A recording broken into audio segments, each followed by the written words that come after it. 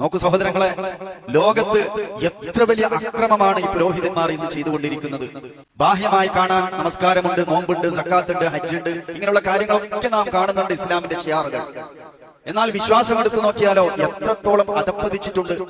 നോക്കൂ, ഇസ്ലാമിന്റെ കൊടിയ ശത്രുവാണെന്ന് നമുക്ക് പറയാം അല്ലെ, അബൂജഹലും കൂട്ടരും ഇസ്ലാമിന്റെ പ്രത്യക്ഷ ശത്രുക്കളാണ്. അവർ ശത്രുവാണെന്ന് അല്ലാഹു സുബ്ഹാനഹു വ തആല തന്നെ പറഞ്ഞിട്ടുണ്ട്. ഈ കൊടിയ ശത്രുക്കൾ പോലും ഇതുവരെ എവിടെയെങ്കിലും ചരിത്രത്തിൽ നിങ്ങൾക്ക് വായിക്കാൻ പറ്റുന്നുണ്ടോ? വിശുദ്ധ ഖുർആനിന്റെ ഏതെങ്കിലും ഒരു ആയത്തോതി അള്ളാഹു അല്ലാത്തവരെ വിളിച്ച് പ്രാർത്ഥിക്കാൻ തെളിവ് ധരിച്ച ഒരു ചരിത്രമുണ്ടോ? ഇല്ല. അബൂജഹലും കൂട്ടരും മുശ്രിക്കിന്റെ നേതാക്കളാണ്. മുശ്രിക്കാകാൻ വേണ്ടി ആളുകളെ ക്ഷണിച്ചിട്ടുണ്ട്, അതിനുവേണ്ടി സമ്പത്ത് അവര് പിന്നെ ചെലവഴിച്ചിട്ടുണ്ട്. പക്ഷേ അല്ലാഹു സുബ്ഹാനഹു വ തആല ഇറക്കിയ വിശുദ്ധ ഖുർആനിന്റെ ഒരു ആയത്ത് പോലും അവർ ദുർവ്യാഖ്യാനിച്ച് ജനങ്ങളെ ശിർക്കിലേക്ക് നയിച്ചിട്ടില്ല. അതൊരു സത്യമാണ്. ഇനി ഇന്നത്തെ കാലഘട്ടം, ആധുനിക കാലഘട്ടം നോക്കൂ. ഇസ്ലാമിന്റെ ഏറ്റവും വലിയ പ്രത്യക്ഷ ശത്രുക്കളാണല്ലോ ഇന്ന് RSS എന്ന വിഭാഗം. എല്ലാ നിലക്കും ഇസ്ലാമിനെ തകർക്കാൻ വേണ്ടിയുള്ള പണി അവരെടുക്കുന്നുണ്ട്. ഇന്ന് വരെ ഏതെങ്കിലും ഒരു RSS പ്രവർത്തകൻ വിശുദ്ധ ഖുർആനിന്റെ ആയത്ത് ദുർവ്യാഖ്യാനിച്ചുകൊണ്ട് ഈ സമൂഹത്തെ ശിർക്കിലേക്ക് നയിച്ചിട്ടുണ്ടോ? ഇല്ല. ഞാൻ പറഞ്ഞു വരുന്നത് അതിനേക്കാളും ഏറ്റവും വലിയ അതിക്രമമാണ് ഇന്ന് പുരോഹിതന്മാർ നമ്മുടെ കുടുംബക്കാർക്കിടയിൽ, സമസ്ത എന്ന് പ്രയോഗിക്കുന്നില്ല, നമ്മുടെ കുടുംബത്തിനിടയിൽ അവർ ചെയ്തുകൊണ്ടിരിക്കുന്ന അക്രമം.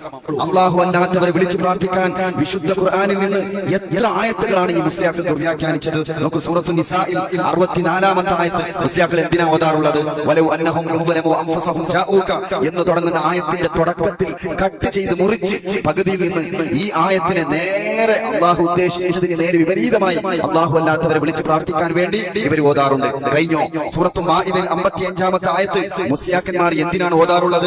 ഇന്നമാ വലിയക്കുമുല്ലാഹു വ റസൂലു. എന്തിനാ ഓതാറുള്ളത്? അള്ളാഹു അല്ലാത്തവരെ വിളിച്ച് പ്രാർത്ഥിക്കാൻ വേണ്ടിയാണ്.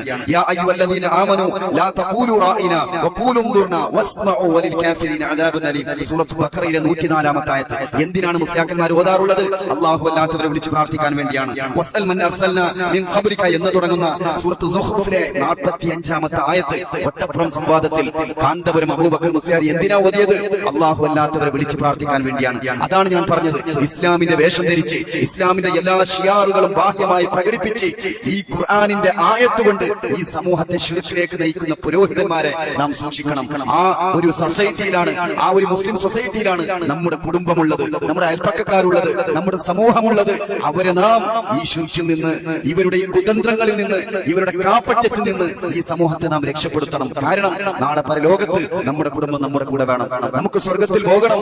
ഇവർക്ക് എന്തായാലും അള്ളാഹുവിന് ഭയമില്ല. ഇസ്ലാമിന്റെ വേഷം ധരിച്ച് ഇസ്ലാമിനെ തന്നെ നശിപ്പിക്കാൻ, അല്ലെ, തൗഹീദ് അതാണ് ഇസ്ലാമിന്റെ കാതൽ, അതല്ലേ, അതാണ് എല്ലാ പ്രവാചകന്മാരും ഈ സമൂഹത്തിൽ പകർത്തി കൊടുത്തത്. അതിനെ ഇല്ലാതാക്കാൻ വേണ്ടി, അതിൽ മായം കരുത്താൻ വേണ്ടി, അതിൽ ശിർക്ക് കലരാൻ വേണ്ടിയാണ് ഖുർആനിന്റെ ആയത്ത് ദുർവ്യാഖ്യാനിച്ച് ആളുകളെ ശിർക്കിലേക്ക് നയിക്കുന്നത്. ഇസ്ലാമിന്റെ ശത്രുക്കൾ പോലും ചെയ്യാത്ത പണിയാണ് ഈ മുസ്ലിയാക്കന്മാർ ചെയ്യുന്നത്. സഹോദരങ്ങളെ, പരലോകം വരും, സൂക്ഷിച്ചോളി. വിശുദ്ധ ഖുർആനിലേക്കും തിരുസുന്നത്തിലേക്കും മടങ്ങൂ.